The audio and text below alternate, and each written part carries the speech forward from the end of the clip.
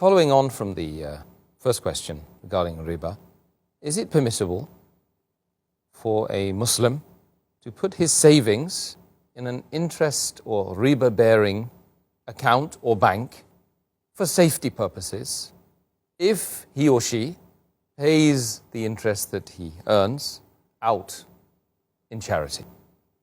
Most of the scholars, they say that if under compulsion, especially if you're a non-Muslim country and for safety reason, you can keep your money in the interest-based conventional bank, but whatever interest you get, you have to give in charity without seeking the reward of Allah, because it's haram. Most of the scholars say that, but I personally, I disagree with them. That's my view. I agree more with the view of Shaykh Utaymi.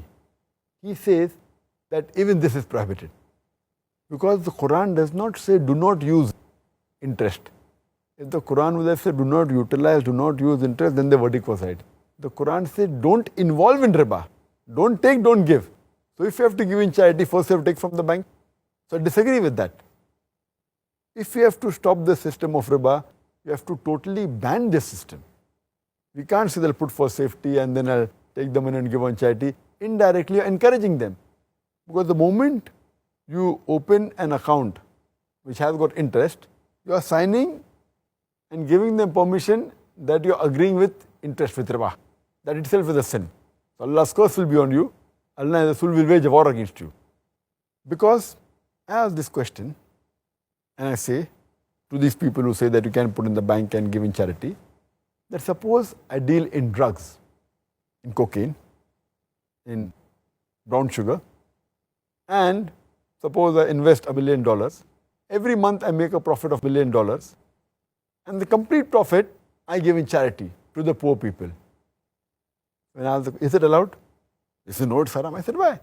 Because dealing in drugs, cocaine, brown sugar is haram. So when dealing in drugs, cocaine, brown sugar is haram, riba is a bigger haram. Because if you deal in riba, Allah and Rasul will wage a war against you. So when you're giving me permission to keep in the bank and deal with riba for a bigger sin, surely you should give me permission for a smaller sin. So therefore I disagree that if they really want to keep for safety, they can very well keep in an Islamic bank. Or as a last resort, they can keep in a current account. There are some accounts in the bank which are accounts which don't give interest.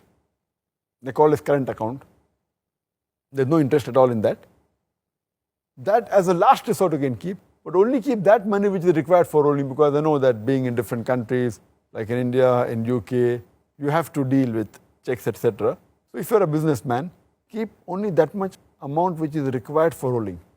Otherwise you can invest it in property, in real estate, in stocks, whatever it is. And the least, if you want for security, you can take a locker and keep hard cash in the bank. I know it's foolish, but yet it is better than involving in riba. At least you'll be safe from Allah and His Rasul. Otherwise they'll wage a war against you. As a last resort, if you really want only security, take a locker which will cost just a few hundred rupees a month or a couple of thousand rupees a year and a few pounds if you go to UK. Take that locker, keep your money hard cash. Declare it to the government, no problem, but keep hard cash if you really want security. But taking riba and even giving in charity because they're encouraging the system of riba, I consider that to be haram. Okay, I mean, in the UK, alhamdulillah, we do have a few banks now coming up, by the way. So may Allah subhanahu wa ta'ala help us to encourage those organizations to do non-interest. Pray to Allah subhanahu wa ta'ala, may these organizations be on the straight path. Ameen. And see to it that they're truly interest-free. Inshallah, inshallah.